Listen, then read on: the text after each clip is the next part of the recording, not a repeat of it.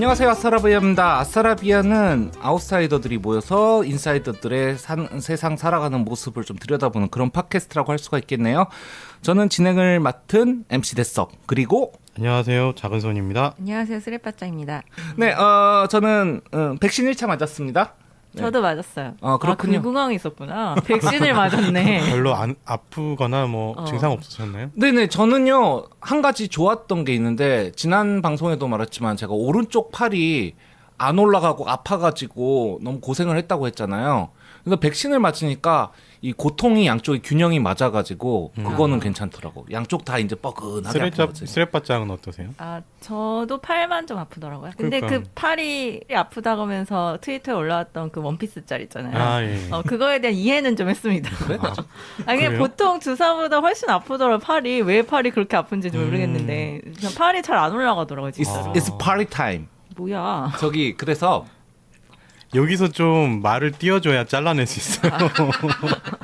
바로 반응해주면 안 돼요. 약간 정적이 있지 않았나요? 지난번에 한번 우리 한국 접종률 얘기도 했지만 굉장히 빠른 속도로 상승 중이고 1차가 뭐 이번 주 중에 곧 70% 통과할 거라고 하는데 뭐 이미 넘지 않았나요? 아, 70은 안 됐어요. 저는 개인적으로 좀 불만은 있습니다. 이제 양쪽 다 맞은 게 38%인가 좀 그쪽이 많이 늦춰지는 셈인데, 너무 이제 추석 전에 1차 접종 70% 올린다라고 해가지고 2차를 그냥 떼어놓은 게 그게 과학적인 판단은 아니거든요. 예를 들어 화이자 같은 경우 원래 3주 간격으로 맞아야 되는데 지금 6주 간격으로 맞게 생겼단 말이에요. 아니, 전문가들은 오히려 6주가 맞아요. 오히려 면역 체계에서는 더 낫다라는 얘기를 하고 있습니다. 뭐 어쨌건 FM은 아니죠. FM은 아닌데 오히려 효과가 더 좋으면 어쨌건 한쪽을 빨리 올리는 게 더 의미가 있는가에 대해서는 저는 여전히 그 의문점은 있어요. 저는 충분히 의미가 있다고 봐요. 이게 기록 달성이 문제가 아니라 1차만 1차라도 맞아도 어느 정도 효과가 있기 때문에, 그러니까 2차 맞았을 때 더 큰 효과가 오지만 1차라도 빨리 전 국민한테 먼저 맞춰놓고 그리고 2차는 뭐 그래 봐야 4주에서 6주인데 효과를 좀 더 많은 사람들이 먼저 보편적으로 보고 숫자를 좀 줄여놓은 다음에 2차를 하는 게 저는 오히려 현명한 판단이라고 저는 또 봅니다. 그런 것도 있는 것 같아요. 어쨌든 1차를 맞은 사람은 2차를 대부분 맞잖아요. 네네. 근데 이제 보험으로. 아예 안 맞는 사람은 안 맞으려고 할 수도 있잖아요. 예, 네. 예. 그래서 1절을 먼저 맞추는 게 그런 효과가 좀 일절을? 있는 거. 1차를 먼저 맞추는 게 맞아요. 그런 효과가 있는 것 같고, 어, 또 우리가 마감이라는 게 있듯이 정부도 뭔가 추석이라는 목표가 있어서 그렇게 막 달리는 거는 저는 일의 효율성에는 좋다고 봅니다. 오늘 작은 코너 하나 있으시죠? 네, 작은 손에 작은 뉴스. 여러분 재난지원금 받으셨어요? 예, 받았다고 하던데 근데 카드 포인트로 들어온 걸로 알고 있어가지고 포인트는 본인이 아니고요. 신청 안 했어요? 신청해서 들어왔다고는 했는데 내가 직접 그 돈다발을 눈으로 본 게 아니니까 잘 모르지. 포인트는 아니고 이제 카드에서 내가 쓰면 그만큼 차감이 돼서 내가 이제 내지 않는 그런 식으로 이제 그러니까 그거를 시스템이 사람들이 되는 거죠. 그냥 편의상 포인트라고 부르는 것 같더라고요. 뭐 그렇게 볼 수도 있겠죠. 네네. 일종의 그런 개념이긴 하니까. 다 두 분 다 신청해서 받으셨나요? 저는 카드 신청 안 했고 오늘 현장 수령. 어. 왜냐면 카드로 받으면은 제 카드로 써야 되는데, 네. 저는 사실 이 동네에서 쇼핑을 거의 안 해가지고 좀 어머니 드리고 싶어서 아, 그래서 현장에서 받아서 어머니 드리려고요. 따로 기프트 카드로 네, 신청하신 네, 거예요. 효녀시네요. 네, 효녀가 아니라 제가 이 근처에서 뭘 살 일이 없어요. 활동 반경이 저는 거의 택배 인생. 몰라요. 맞아. 쿠팡 플랜들리. 이거 왜 아직 안 와요? 막 그렇군요. 시래기 디어. 저희도 이제 다 받았는데 네. 받아서 지금 사용하고 있습니다. 네. 네, 한번 저희가 기억을 되돌려 보면 네. 국민재난지원금 주기까지 참 얼마나 많은 일들이 있었습니까? 언론들의 그 흐름을 보면 처음에는 재난지원금을 왜 또 주느냐, 나라빚이 감당이 안 된다라고 난리를 쳤습니다. 근데 일단 주는 거는 기정사실이고 어떤 당이든 줄 수밖에 없는 상황이 되니까 왜 전 국민을 주느냐 난리를 쳤습니다. 그건 다들 기억하실 거예요. 어떻게 뭐 전 국민 뭐 부자도 주냐, 뭐 이재용도 줄 거냐, 뭐 이런 식으로 항상 받아야 되잖아, 대한민국 국민인데. 예, 그러니까 그런 식으로 항상 논리를 몰고 가요. 네. 근데 이제 거기에 또 굴복한 여당이 88%로 합의를 했죠. 88%로 합의를 하니까 지금은 또 뭘 하느냐. 온갖 조롱을 쏟아내고 있습니다. 그 남은 12%에 분노한 사람들, 억울한 사람들이죠, 사실은. 제 생각엔 그렇습니다. 누구보다 세금을 많이 낸 사람들인데 그렇죠. 지원은 하나도 못 받고 오히려 그런 상황이라서 그 사람들이 이제 여러 가지 밈이라든지 이런 것들을 내면서 국가를 조롱하고 있습니다. 그 사람들이 밈 하는 거 맞나요? 12%가? 그 사람들도 있고 아닌 사람들도 아닐 있겠죠. 것 같은데. 근데 뭐 그런 사람들도 일부 있겠죠. 네. 근데 보면은 뭐 친구가 요즘 어떻게 사냐고 물었습니다. 그러면 예전의 대답은 뭐 요즘은 그랜저 이런 거였는데 요즘은 나는 국민 재난지원금 대상이 아니다. 이런 식으로 답했습니다. 이런 식의 이제 조롱과 뭐 자조 섞인 반응들이 좀 있는데요. 그런 것들을 그대로 이제 써제끼고 있습니다. 이제 그거에서 조금 넘어가서 요즘에는 어떤 식으로 또 공격을 하냐면 요즘 추석이거든요. 이게 기사 제목만 쭉 읽어봐도 웃긴 게 국민일보에선 추석 앞두고 고깃값 상승, 국민지원금이 불붙이나. 또 올랐다. 추석 만난 재난지원금, 물가 상승 부채질 날라. 데일리안. 세계일보는 추석이 겁난다. 물가 비상인데 재난지원금까지? 문화일보 11조 규모 재난지원금 풀리면 물가 더 들썩일 듯 등등등. 근데 또 막상 읽어보면 내용은 또 그렇지는 않아요. 맨 끝에 제목만. 예, 그냥 제 물가가 오른다는 내용이고 맨 끝에 이런데 재난지원금이 풀리니까 더 오를지도 모를까? 뭐 이런 이상하게 얼버무려요. 네, 제가 알기로는 경제의 기본이 예. 그 시중에 돈을 풀면 당연히 물가가 오르거든요. 그거를 사람들이 이제 머리에 그냥 기본을 경제의 기본이거든요. 예, 기본이라고 이제 디폴트로 값으로 머릿속에 다 갖고 있는 거거든요. 근데 이게 약간 시기가 묘해요. 추석이거든요. 추석은 원래 돈이 풀리는 시기고 예, 원래 물가가 올라요. 그러니까는 그 시기가 재난지원금 때문에 추석 물가가 오르는 게 아닌데 약간 그걸 겹쳐가지고 오버래핑해서 재난지원금으로 추석 물가 많이 올랐다라는 식으로 호도를 하고 있는 거죠. 이런 것들은 다 참 웃기다라고 생각했는데 제일 좀 이해가 안 됐던 부분들은 매일경제에서 나왔던 삼겹살이 2,691원, 깻잎이 3,052원, 실화냐? 재난지원금 밥상 물가 초비상. 요 기사가 제일 웃겼어요. 거기서 재난지원금 빼도 되는데. 그러니까요. 밥상 물가 초비상 이렇게 되는데. 재난지원금 굳이 필요도 없었고 어. 그리고 이제 뭐 여기서 주로 나왔던 내용들은 뭐냐면 뭐 깻잎이라든지 상추라든지 물가가 굉장히 올랐다. 가격이. 이게 다 재난지원금 탓이다. 정부 나쁜 놈. 뭐 이런 내용이었는데 제가 관심이 좀 이 농축산과 이 농산물 가격에 관심이 많아서 그래요? 장을 또 직접 보다 보니까 아, 그래요? 예. 저희 그래서- 어머니 잠깐 소개시켜드릴까요? 맨날 뭐가 얼마네 그런 얘기 많은데. 저희 와이프도 저한테 항상 어. 그만 좀 얘기하라고 합니다. 그런 거에 대해서 이제 방송도 듣고 글도 읽고 해서 조금 알고 있는데 최근에 이 상추라든지 깻잎이라든지 이제 잎채소들이 오른 이유는 네. 날씨 때문이었어요. 비가 너무 많이 비가 와가지고. 많이 와서. 예, 비가 많이 오면 이제 썩어요. 그래서 출하량 자체가 너무 줄어서 가격이 폭등했던 거고요.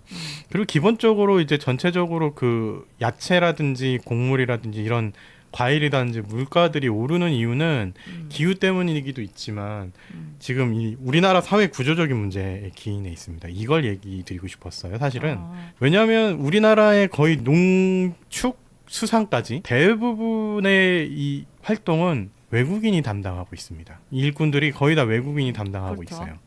그러니까 외국인 노동자가 없으면 일이 돌아가지 않은 지경까지 왔습니다. 그런데 지금 코로나잖아요. 코로나 때문에 못 오셨나요? 2년째잖아요. 네. 아예 못 들어오고 있습니다. 아, 외국인 노동자들이? 아예 외교부에서 원천 차단을 해버렸어요. 네네. 그럼 지금 농촌은 초비상이에요. 어, 얼마 전에 아마 기억나실 거예요. 파 대란 났었잖아요. 네. 팥값 대란. 네. 그거 역시도 그 영향이라고 볼 수 있어요. 왜냐하면 일할 사람이 없으니까 씨를 그거보다 내가 할 수 있을 만큼만 예전에는 이 정도 뭐 100을 수확할 수 있었다면 지금은 한 50, 60밖에 수확이 안 되니까 사람이 없어서 그만큼밖에 못 뿌리는 거예요. 그러니까 당연히 공급이 확 줄고 그만큼 가격은 급등하게 되는 거죠. 그럼 언론에서 그걸 짚어줘야 되는데 그랬다. 네. 그래서 그런 내용들을 사실 해줘야 되는 상황. 그래서 이 현실과 실상을 알려줘야 되는 언론에서 그냥 재난지원금 가지고 물가 올랐다 이런 식으로 정부 가운데만 사용하는 게 너무 개탄스러운 현실이라 안타까워서 한번 여러분께 네. 소개시켜드리고 싶었습니다. 오늘 얘기할 내용은 넷플릭스 드라마죠. DP에 대해서 얘기를 좀 해볼까 합니다. DP가 요즘 꽤 화제가 되고 있어요. 그렇지 않습니까? 저희도 또 시류에 한번 편승해 보겠습니다. 얄팍한 인간들. 얄팍한 인간들이니까요. 이게 우리나라에서는 오자마자 이제 공개 사흘 만에 국내에서 1위를 기록을 했고, 그리고 징병제 국가인 태국, 베트남에서 1위, 일본, 홍콩, 싱가포르, 말레이시아 등에서도 좋은 반응을 얻고 있다고 합니다. 두 분 다 이거 보셨죠? 네. 네. 어땠어요? 보셨을 때 첫 느낌은 어떠셨습니까? 저는 쓰레빠짱의 느낌이 네. 먼저 궁금해요. 저희는 아. 이게 익숙하잖아요. 근데 익숙한 내용들이니까 네. 네. 쓰레빠짱 전혀 모르시는 분들 어떤신지. 저는 먼저 이제 유튜브에서 예고편을 접했거든요. 그래서 이런 드라마가 있는지 몰랐다가 유튜브에서 예고를 보고 그냥 약간 그 형사물인가 했어요. 형사물인가라고 생각을 해서 그렇네요. 좀 재밌게, 원래 또 넷플릭스 오리지널 드라마들이 좀 재미가 있잖아요. 다 한당 평타 이상 하고 네네. 네, 배우들도 되게 제가 좋아하는 배우들이 많이 나와서 구교환 씨 좋아하시잖아요. 저 정혜인 구교환도 좋아하셨던 것 같은데. 구교환도 좋아요. 저는 좀 개성 있는 배우들 다 음. 좋아해가지고 어쨌든 보고서는 좀 보고 싶다는 생각이 들어서 공개되자마자 봤어요. 네, 그래서 이제 어머니와 함께 어머니와 함께 하루에 시작해서 그날 한 밤 12시쯤에 끝냈던 것 같아요. 좀 안 끊고 한 번에 다 봤고요. 안 끊고 한 번에 보면 하는 5시간 되나요? 6편짜리니까? 그랬던 것 같아요. 네, 그래서 이제 밤 12시쯤에 끝났거든요. 어머님도 같이? 같이. 끝까지? 왜냐면 제가 TV로 틀어놨기 때문에 엄마가 뭐 봐? 그러면서 이제 같이 보기 시작해서 또 그 넷플릭스 드라마 특징이 한 번 시작하면 이제 눈을 뗄 수 없는. 맞아요. 일단 중간에 멈추면은 더 이어나가기가 힘든데 안 멈추고 계속 보면 끝까지 봐야 되는 약간 이런 게 있어가지고 네, 둘이 같이 끝까지 봤죠. 일단 뭐 첫인상은 재밌다. 비교적 잘 만들었다.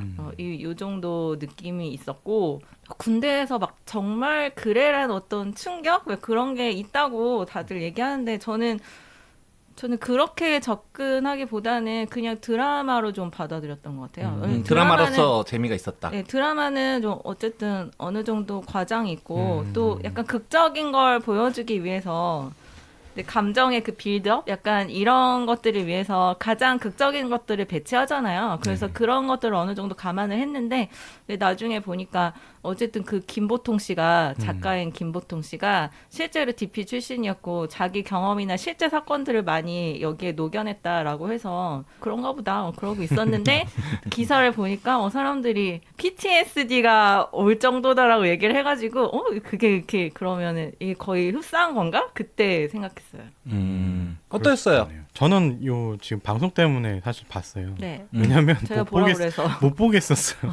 저는 이 내용이 어떤 내용이라는 거를 알고는 있었죠. 하도 주위에서 얘기를 많이 하니까 저희 와이프도 이거 되게 좋아하거든요. 정말 이랬냐면서 되게 좀 가슴 아파하더라고요. 저한테도 계속 물어요. 어땠냐고. 저는 정말 저랬었냐고.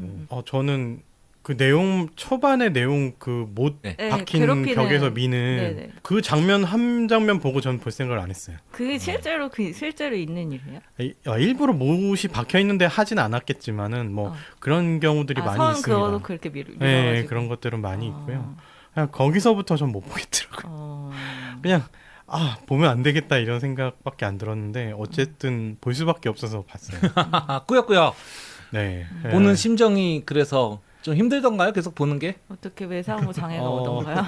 그 정도까지 이제 저도 세월이 너무 많이 지나가지고 늙어가지고 그 정도로 바로 오진 않았는데 그 과거의 생각들이 많이 나긴 하더라고요. 이거를 많이 건드리는 부분도 있고 제가 2003년에 제대를 했는데 그러니까 2002년에 군생활을 했죠. 사실 거의.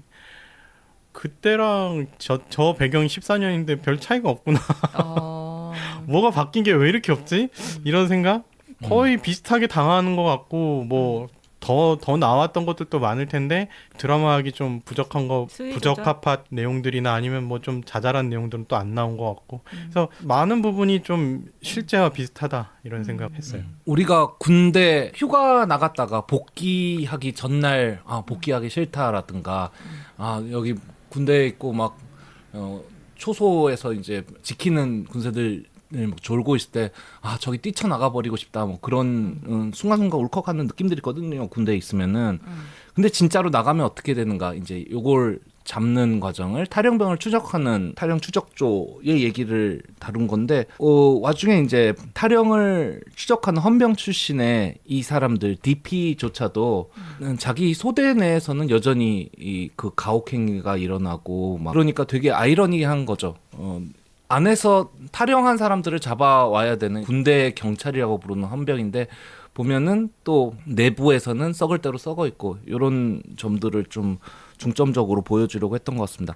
그 시대적 배경 자체는 2014년도, 2015년도 그 이게 윤예변 임봉장 사건이 연이어서 터졌던 그 해라고 하더라고요. 네. 그 시기로 하고 있는데 사실 작가인 김보통 씨는 그보다는 훨씬 더 일찍 또 군대를 제대를 했어요. 그래서 자기의 경험을 가지고 이 이야기를 만들면은 요즘 군대랑은 또 너무 다르지 않을까. 그분도 똑같은 고민을 그때 했더라고요. 근데 자기가 자료를 조사하고 사람들을 만나보고 그리고 신문에 뜨는 뉴스라든가 이런 거 내면을 본 결과 바뀐 게 없었다라는 얘기를 하는 거고 또 더 예전에 군대를 했던 저라든가 작은 손님 같은 경우에도 보면은 진짜 화나는 부분들이 좀 있죠.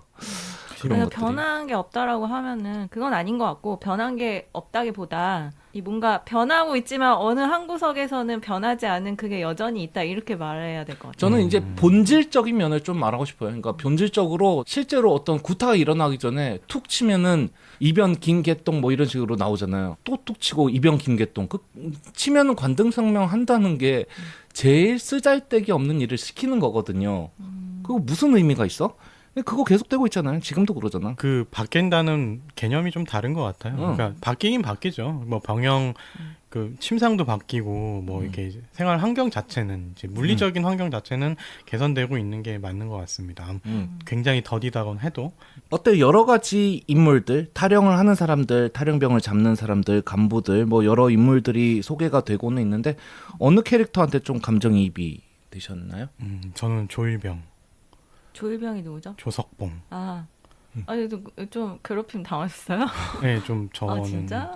많이 좀 그랬어요. 그 비슷한 느낌이었어요. 그래서 진짜? 저는 그 부대에서 제가 유일하게 제일 고학력 같은 느낌이어서 네네. 네. 그런 것 때문에 좀 많이 친했죠. 작은 손님이 또 스카이 출신이어가지고 그것까지 군대 가면 굳이 그렇게까지 아니 군대 가면 그걸로 좀 시비 좀 걸렸을 것 같다는 생각은 좀 들더라고요. 이제 아니 주위에서 쉽게 볼 수 있는 학력은 아니잖아요. 언제 스카이를 내가 눌러보겠어. 약간 꼬인 게 있어. 꼬인 게. 이제 그런 거 좀 있지 않았을까? 그런. 예, 전부는 아니겠지만 있겠죠. 처음에는 그걸로 좀 많이 시작을 했어요. 그래서 저를 제일 괴롭히던 녀석이 심지어 제 후배였어요. 대학교 말고 중학교 후배. 중학교 네, 후배? 네, 중학교 후배였는데 제일 괴롭히더라고요. 그래서 아무튼 그런 걸 보면서 제가 당했던 것들과 막 이런 것들이 섞여가지고 저도 한때는 진짜 조일병 같은 계획을 세웠었거든요. 진짜? 저 새끼 죽여버리겠다. 근데 안 들키고 어떻게 죽이지? 맨날 이 생각하고 밤에 꿈도 꿨어요. 칼 들고 저거 목 자르는 꿈 이런 것도 꾸고. 어떻게 괴롭혔어요? 지금 이제 오래돼서 기억도 희미한데 정말 때리고 구타도 있긴 했지만 구타보다는 정신적인 괴롭힘이 되게 컸던 것 같아요. 계속 옆에서 욕하고 막 뭘 해도 계속 너는 뭐 쓰레기같이 못하니 어떠니 실수를 안 해도 그냥 실수했다고 뒤에서 계속 욕하니까 다른 전 부대원이 저를 바보처럼 막 낙인 찍히고 같이 이제 그런 식으로 막 갈구는 그런 분위기를 몰고 가고 뭐 이런 거죠. 나 쟤 찍었으니까 다 같이 괴롭혀 이런 느낌으로 뭐 그런 식으로 갔던 것 같아요. 그런 것들이 많이 생각되고 그 사람의 분노와 그 사람을 죽이려고 하는 계획까지 세우는 게 전 되게 이해가 많이 갔거든요. 그 조일병에게 굉장히 몰입돼서 나를 보는 듯한 느낌? 그랬던 안 것 같아요. 그래도 실행을 못하는 거지 마음속으로는 그런 생각 가지고 있는 분들 꽤 있더라고요. 네, 맞아요. 그래서 진짜 전역하고 나서 몇 년이 지난 다음에 길거리에서 우연히 만나도 칠 것 같은 그런 마음을 계속 품고 살고 있다. 약간 그런 식으로 얘기하시는 분도 있었거든요. 실제 사건들도 있었습니다. 우연히 만나서 정말 개패듯이 팬 경우도 있고요.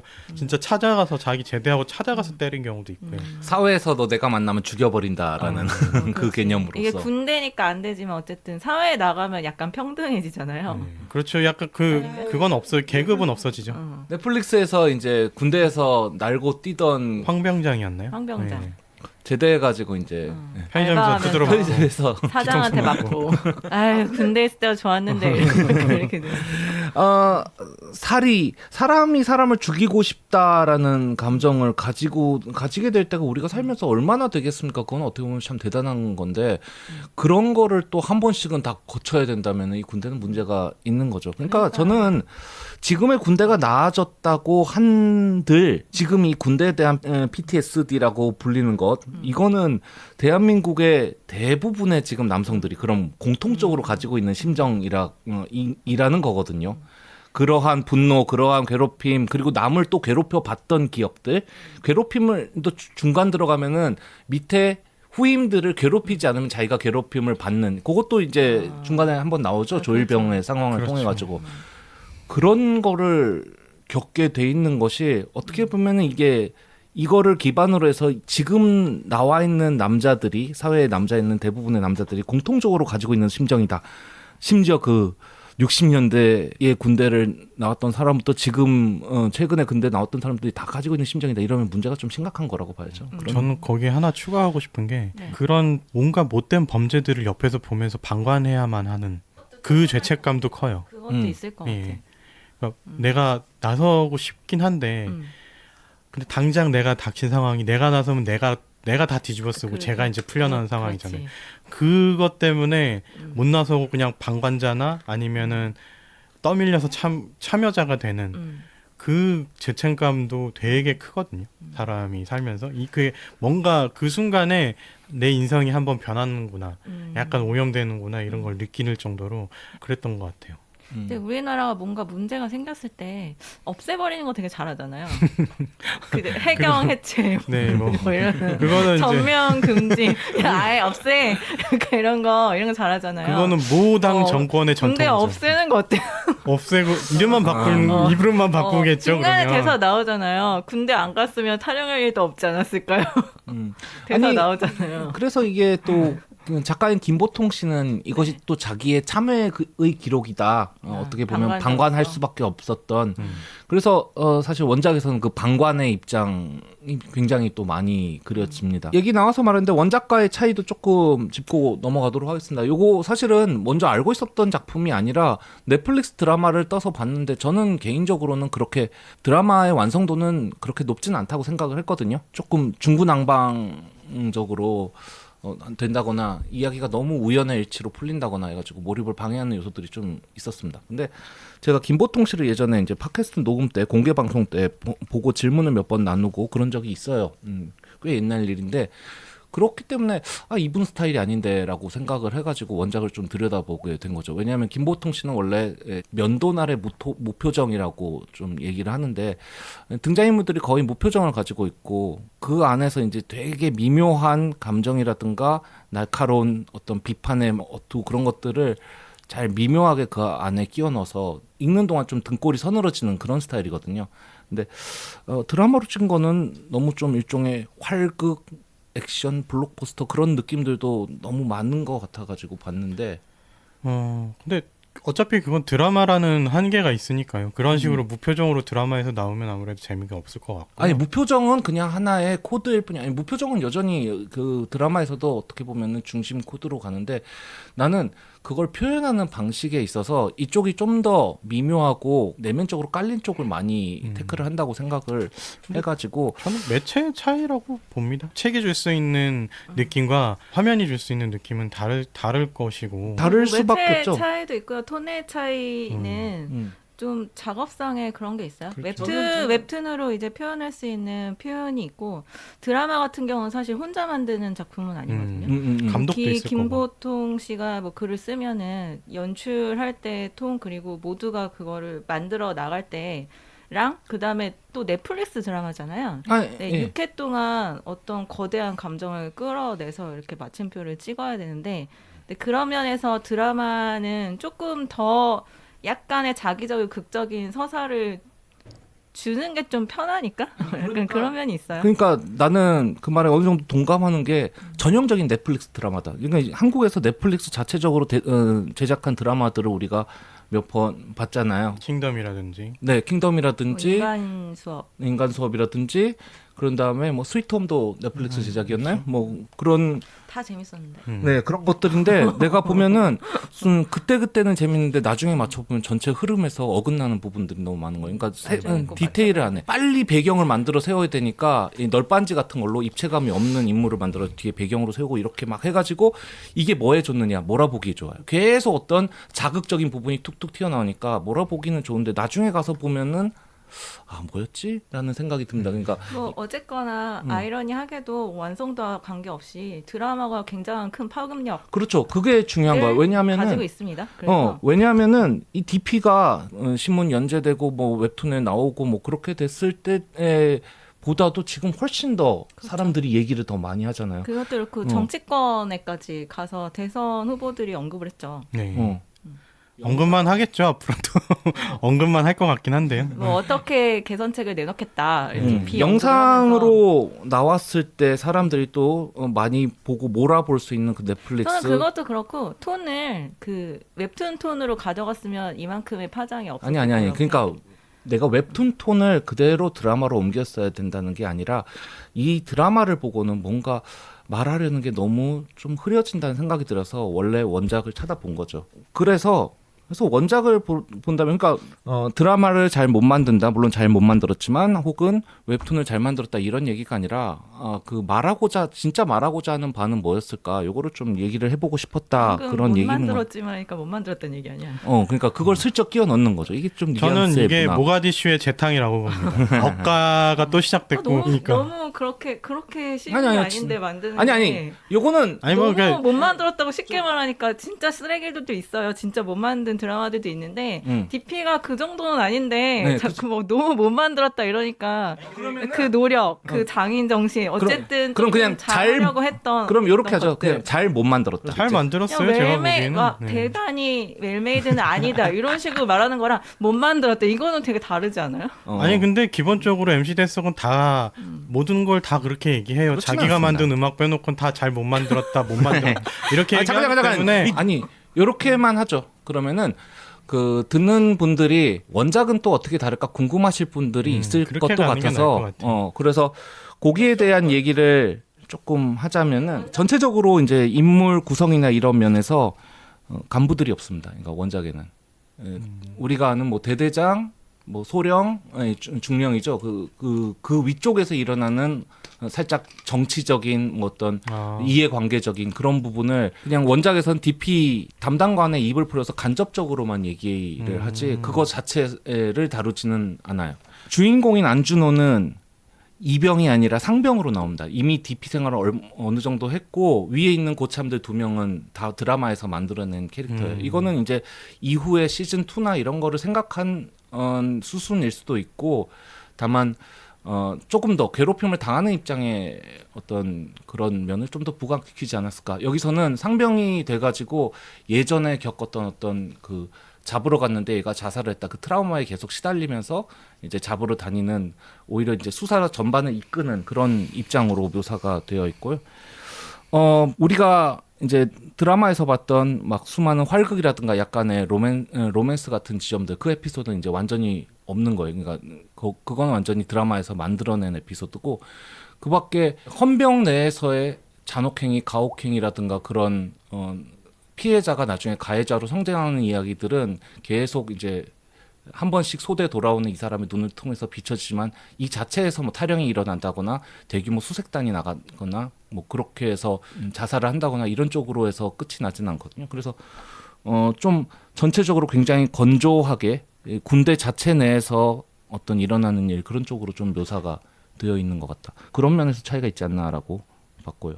근데 저는 캐릭터를 새로 만든 건 좀 잘한 선택입니다. 그 잘한 부분도 있고 잘 못한 부분도 있는 것 저도 같아요. 그 잘한 부분 하나도 얘기 안 해요. 위에 그 상사들, 그러니까 뭐 사령관이라든지 이런 사람들은 잘 만든 것 같아요. 저는 그 구교환 씨 캐릭터를 만들어낸 거, 그러니까 어. 그거를 원작에서는 주인공이 상병이고 그다음에 드라마에 있는 구교환 씨 같은 캐릭터는 상병이죠. 없는 거잖아요. 그럼 어떻게 보면 주인공을 약간 분리해서 어떤 두 명의 이야기로 만든 건데 그거는 좀 잘한 것 같아요. 드라마적. 그러니까 FC 대석이 원하는 대로 그 웹툰처럼 느낌을 가져갔으면 구교환 있으면 안 되는데 저는 구교환을 만들어내면서 그래서 이 드라마가 더 힘을 얻었다는 얻은 것 같아요, 사람들한테. 또 이야기는 약간 두 명의 이야기가 되는 게 가장 안전한 선택이에요. 국교환이 누구죠?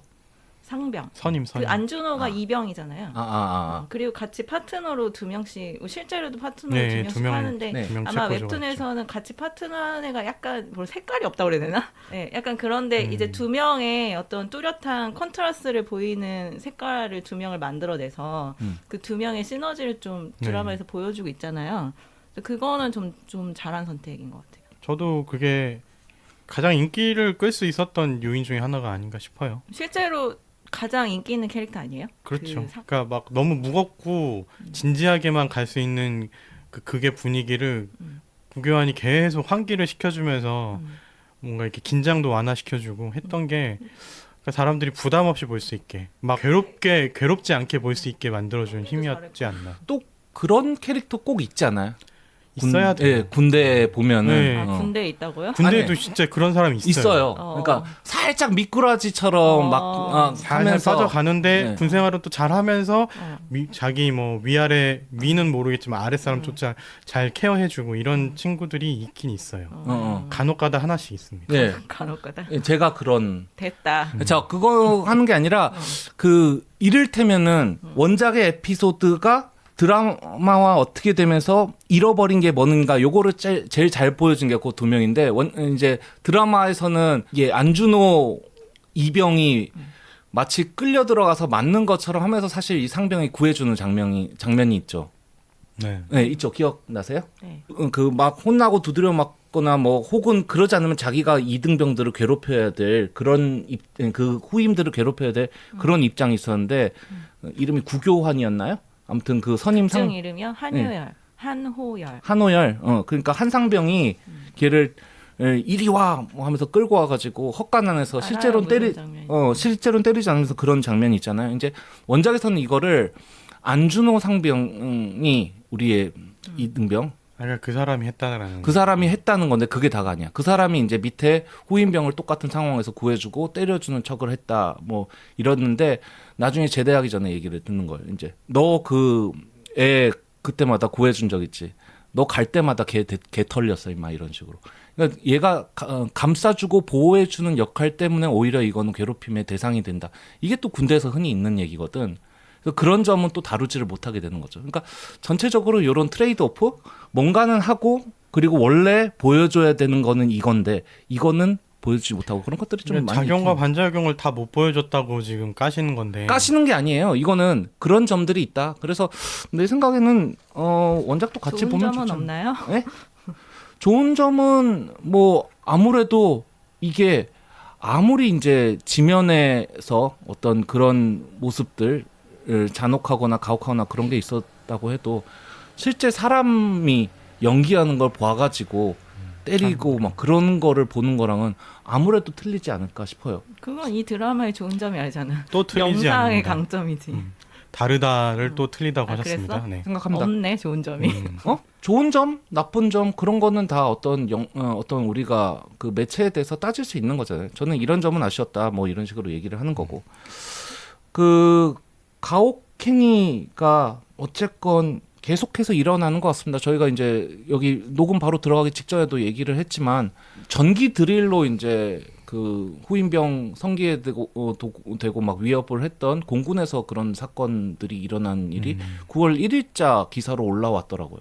그리고 그 직전에는 이제 이게 화제가 되니까 DP가 화제가 되고 군 내내 뭐 병영 문화 개선 어쩌고 해가지고 막 그런 식으로 얘기가 되니까 국방부 쪽에서 설명을 그 무대가 되는 건 2015년이고 2015년이나 그 14년. 그러니까 2014년 2015년 그즈음이고 그때도 안 그랬으며 지금은 더 나아졌다 뭐 이런 식의 성명을 좀 내놨어요. 드라마가 이제 2014년이 아니라 2004년 정도를 다루고 있는 것 같다.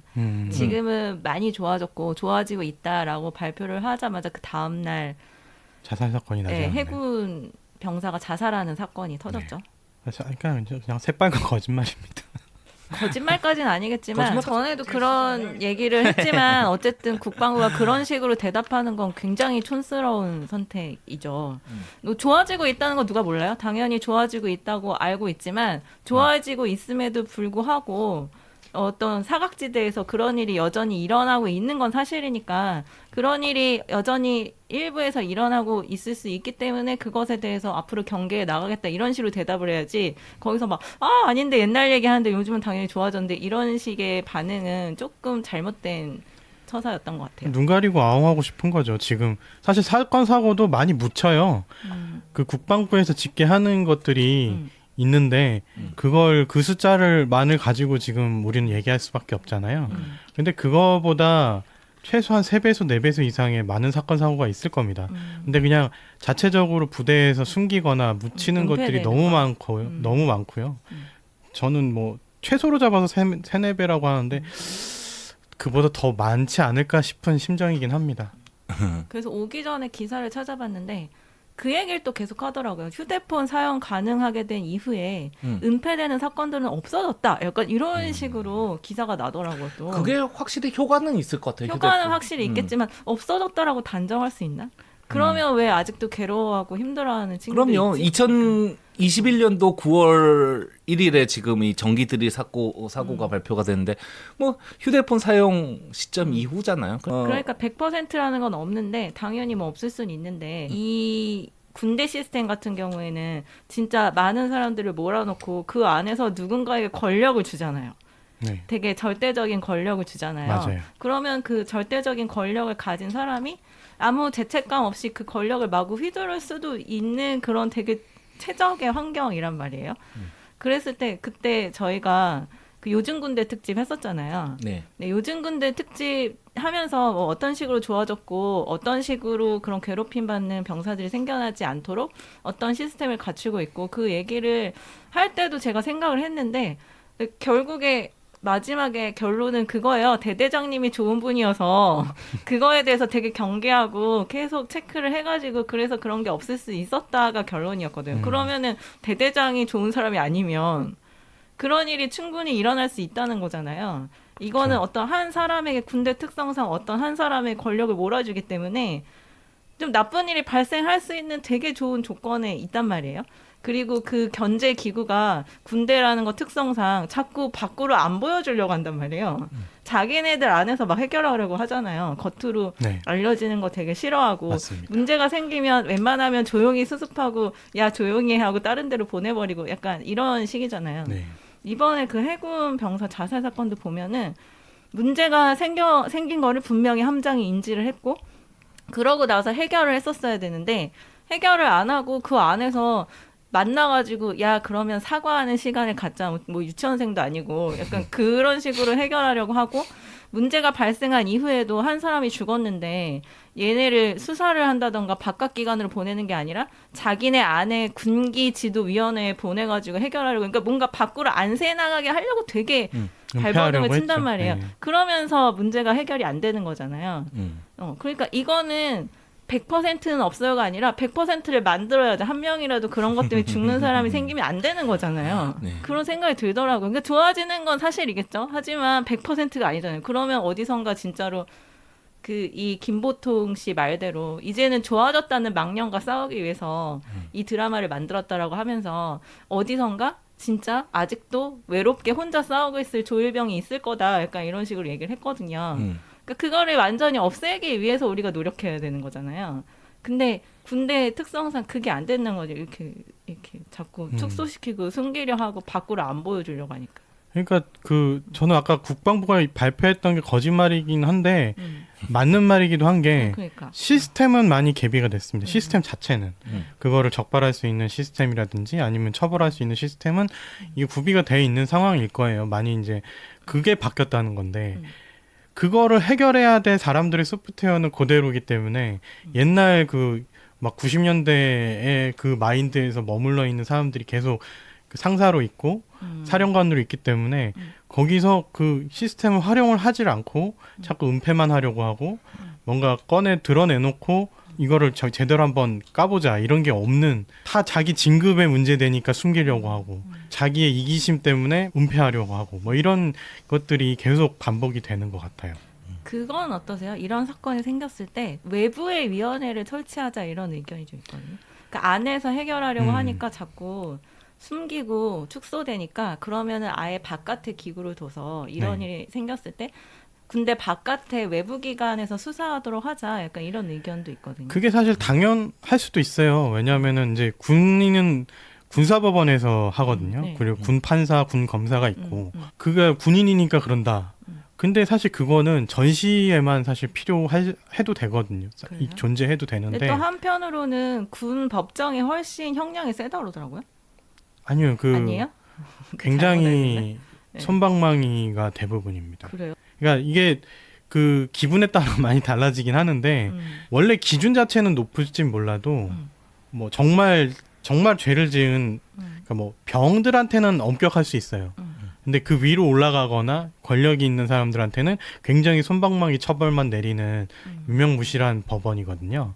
그러길 이미 오래돼 있어요. 거기를 판사를 하다가 나온 사람들한테도 나온 사람들이 증언하기도 그렇고 뭐 별들이 이제 뭐 부패로 잡혀오면은 그냥 또 다른 별이 와갖고 나를 까서 뭐 좋게 판결하게 만들고 뭐 무죄를 만들어주고 별거 아닌 것처럼 유야무야하고 이런 경우들이 많이 있어요. 그래서 그런 것 때문이라도 그래서 이제 나온 것들이 군 인권센터에서 외부 그냥 어차피 대한민국 군인도 군가의 국민인데 그냥 법원 가서 판결 받자. 일반 법원 가서.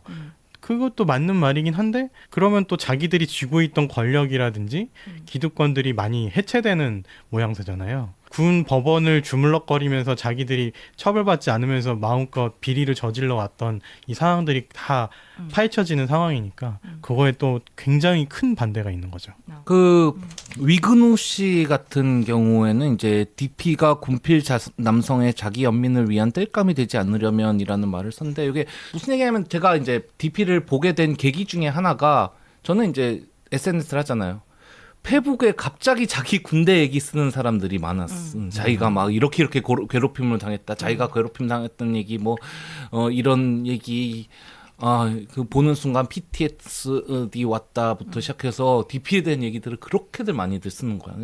그래서 세대를 막론하고 뭐 그 아주 옛날부터 꽤 최근에 군대 얘기까지 내가 꽤 다 읽게 된 것 같아요. 근데 위근우 씨는 이제 작품을 비판한 건 아닙니다. 그 어떤 군대에서 일어나는 이런 것들을 사실적으로 믿을만하게 그려낸 DP는 이제 얘기하는데 남성 연민을 위한 이제 땔감이란 게 뭐냐면은 이른바 나도 괴롭힘 받았다라는 게 이제 지금의 정서거든요.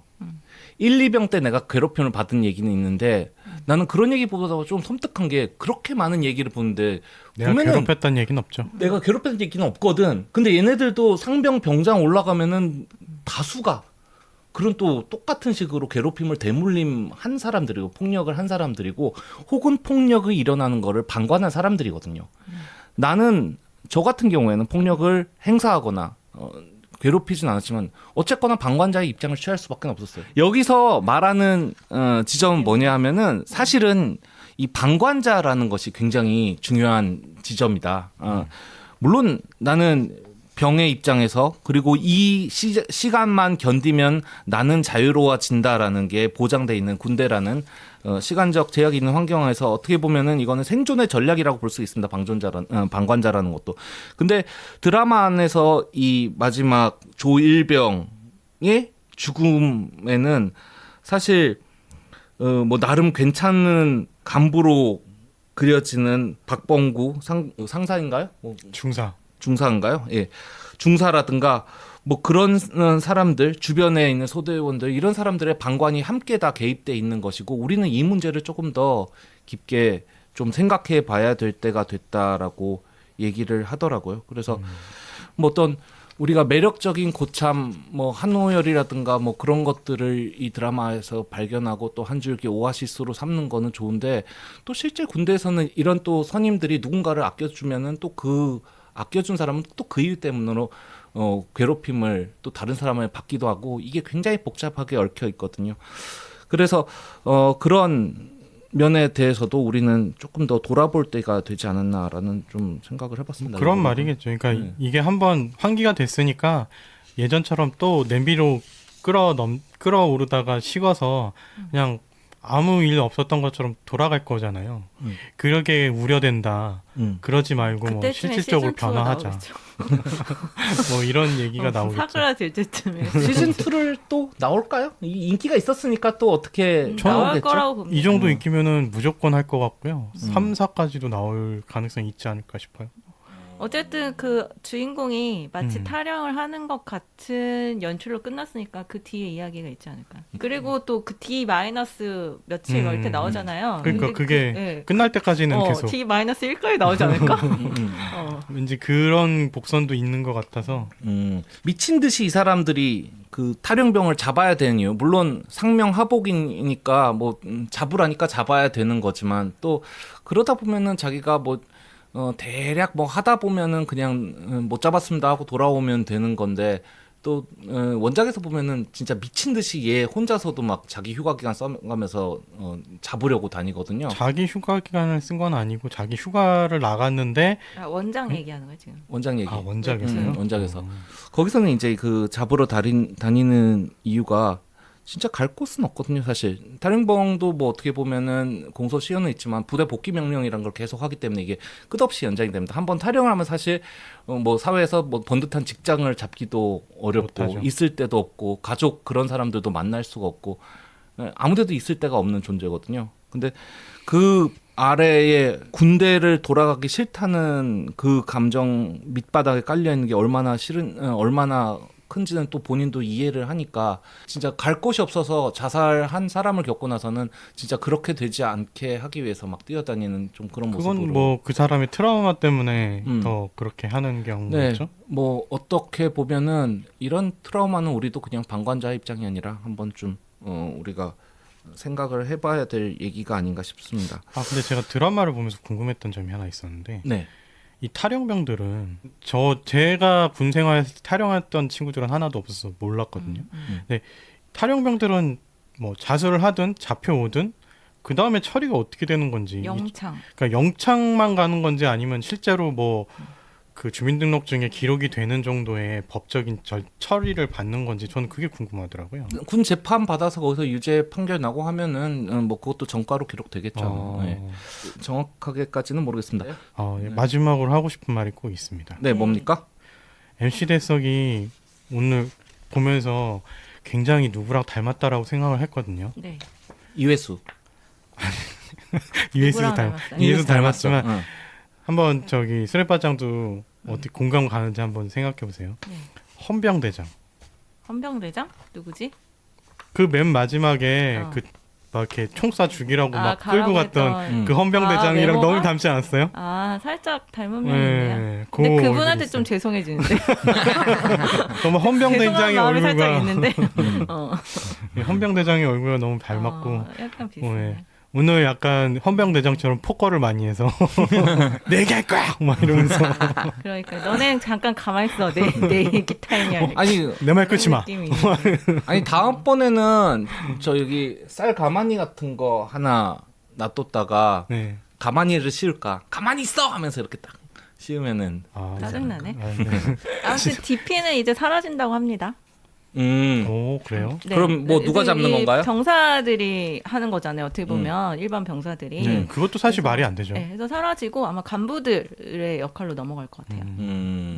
그리고 저거 군 판사한테 네. 그 들었는데 네. 그 사람 방송 나와서 실제로 DP들이 이렇게 싸우고 하는 경우는 거의 없대요. 뭐 거의 순순히 네, 잡혀간다고 잡혀가는 합니다. 편이라고 합니다. 이미 다 포기하고 나갔기 때문에 그러면 들어가자 그럼 네 하고 이렇게 가는 경우가 대부분이라고 하더라고요. 거의 그것도 원작에서도 네. 그거에 나와요. DP는 보면은. 드라마 DP에서는 거의 싸우고 액션이 막 화려한 그리고 액션에 자동차 액션까지. 그렇게로만 할 순 없잖아요. 네. 그러니까 근데 순순히 잡혀 들어가는 것도 첫 번째 에피소드에서 보여주는데 네. 두 번째도 순순히 들어오고 세 번째도 순순히 들어갈 수 너무 있으니까 재미가 없을 것 같긴 해요. 여러 가지를 그게 가능하냐 아니냐로 선택을 하거든요. 그러니까 싸우는 일이 있을 수도 있나요? 있을 수도 있어요 하면은 쓰는 거예요. 그런 맞아요. 거죠.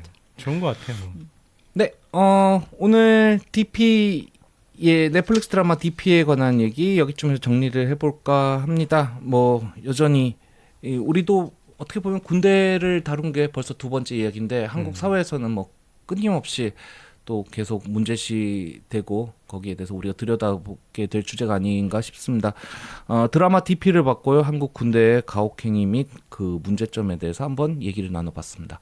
저희는 앞사라비아였습니다. 감사합니다. 감사합니다. 감사합니다.